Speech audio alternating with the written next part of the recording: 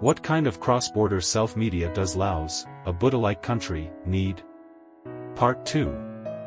In the previous episode, we provided an overview of the mobile internet market in Laos.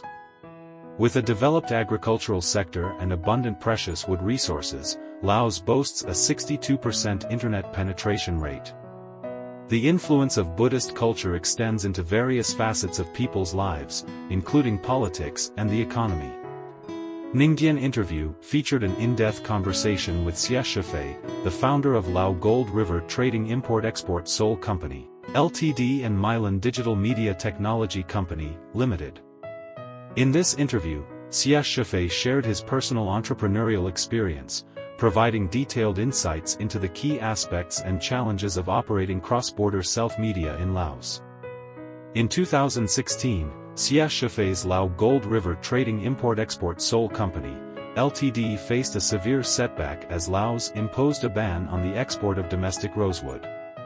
The company, primarily engaged in rosewood exports, was on the verge of collapse and faced significant challenges in sustaining its operations. During this challenging period, Shefei shared that his career had come to a standstill, and he resorted to making ends meet by taking on text-based jobs such as Lao translation and industrial and commercial tax registration. He experienced a prolonged period of depression during this difficult phase.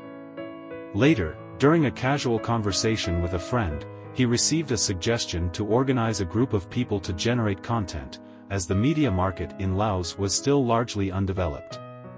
With his father working in a newspaper, he has been exposed to it since childhood, inheriting a natural inclination for content creation. He followed through with the idea and promptly conducted research on the self-media market in Laos. He discovered there were hardly no one engaged in this industry in Laos. Lao is a minor language, few people in China study it and the translation was bad. So, few people really understand Laos. Many domestic readers' knowledge of Laos are assumptions and imaginations based on scraps and fragments. We want to present the real Laos in front readers. Therefore, he established Mylan Digital Media Technology Company, Limited, and pioneered the cross-border self-media industry in Laos. One reason is that their existing Laos-based businesses, such as translation and industrial and commercial tax registration, require publicity through export. The other reason is the desire to showcase an authentic representation of Laos to readers. Their primary content sources are gathered and organized from the internet. They translate Chinese information into Lao, translate Lao information into Chinese, and then distribute it in both languages. The content primarily focuses on finance and economics, but they also cover key policy changes, hot social and people's livelihood news, and even entertainment news. After operating for a period, they also ventured into building an e-commerce section, like other cross-border self-media platforms. However, the results were not as ideal as they had hoped. When asked about the reason, Shefei mentioned that while it is feasible to sell Laotian products to China, selling Chinese products to Laos remains a bit challenging. Because Lao currency is severely depreciated, to put it simply, they have little money, and they cannot afford to consume.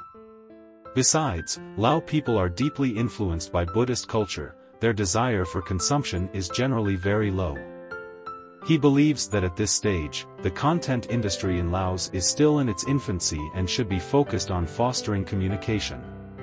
It means to allow the world see Laos by disseminating Lao politics, economy, livelihood, and culture to the outside world, and allow Lao people to see the world by disseminating the world's lifestyle, cultural materials, popular trend to Laos. Allow the world to start to pay attention to Laos market, and allow Laos to accept the impact of multiple cultures, thereby generating a desire for consumption and driving the Lao economy to keep up with the pace of world development. Especially with the opening of the China-Laos Railway, it has created excellent opportunities for Laos tourism industry.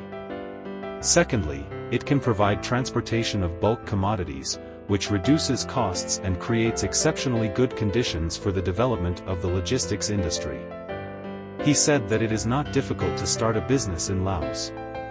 Whether it is cross-border self-media or other entities, the most important aspect is down to earth.